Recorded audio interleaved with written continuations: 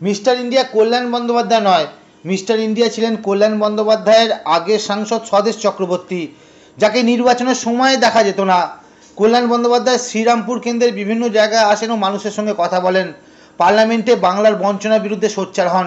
তাই তাকে যারা মিস্টার ইন্ডিয়া বলছে, এগুলো ভোটের আগে বাজার গরম করার জন্য।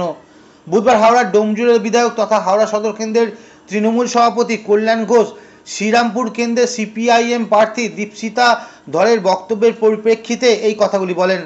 ঠিক হাওড়ার ডোমজুড়ে শ্রীরামপুর কেন্দ্রের সিপিএম প্রার্থী বুধবার কি বলেছেন? সাধারণ মানুষ জানেন তার দুঃখ দুর্দশায় দুর্দিনে কারা তার সঙ্গে থাকে। 15 বছর ধরে আপনার আমার যিনি এমপি, আমি শ্রীরামপুরের ভোটার, শ্রীরামপুরের বাসিন্দা।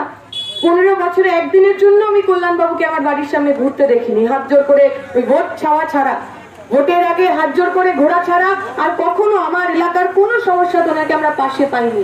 আমরা বলছি এমন এমপি দেখে লাভ কি যাকে চোখে দেখা যায় না? ওই একটা সিনেমা ছিল না মিস্টার ইন্ডিয়া, তাতে হাতে ঘড়ি পড়লে অনিল কাপুর অদৃশ্য হয়ে যেত। আমাদের এমপির অবস্থাও তাই, উনি খালি ঘড়ি পড়েন না, এমনি এমনি অদৃশ্য হয়ে যাচ্ছে।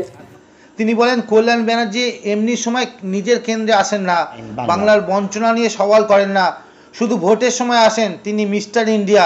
মিস্টার ইন্ডিয়া যেমন ভ্যানিশ হয়ে যেত, ঠিক তেমন ভোট মিটে গেলে কল্যাণ ব্যানার্জি ভ্যানিশ হয়ে যায়। এর পরিপ্রেক্ষিতে কল্যাণ ঘোষ বলেন, তিনি তো সারা সময় জেএনইউ ও বিদেশে পড়ে থাকেন, তিনি ডোমজুড়ের সম্পর্কে কি জানেন? দীপশিতা সিপিএম এর প্রার্থী শ্রীরামপুরের, উনি কল্যাণ বন্দ্যোপাধ্যায়কে মিস্টার ইন্ডিয়া বলছে, কি বলবেন? কেউ কেউ ইউনিভার্সিয়াস হওয়ার জন্য এগুলো বলতেই পারে।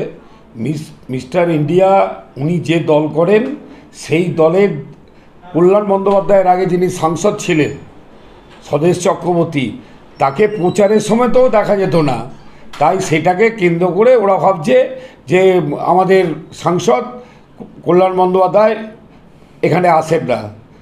সর্বৈব মিথ্যে।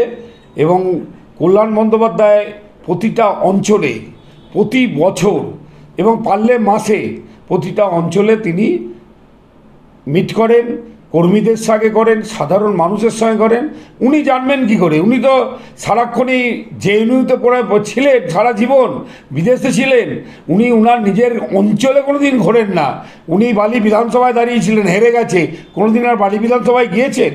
নিজের ডোমজুর কেন্দ্র উনি চেনেন, উনি বড় বড় কথা বলছেন, লজ্জা থাকা উচিত। এই যে মিথ্যে কথাগুলো বলছে, মিথ্যে কথার বিনিময়ে কি আপনারা কোনো ইলেকশন কমিশনে অভিযোগ জমা করবেন? এখানে অভিযোগ নির্বাচন কমিশনে নয়, অভিযোগ জমা একদম মানুষের হৃদয়ে চলে যাচ্ছে। এর জবাব আগামী 20 তারিখ পেয়ে যাবে। এই কথা বলে কি ওনারা ইলেকশনের বাজার গরম করতে চাইছেন?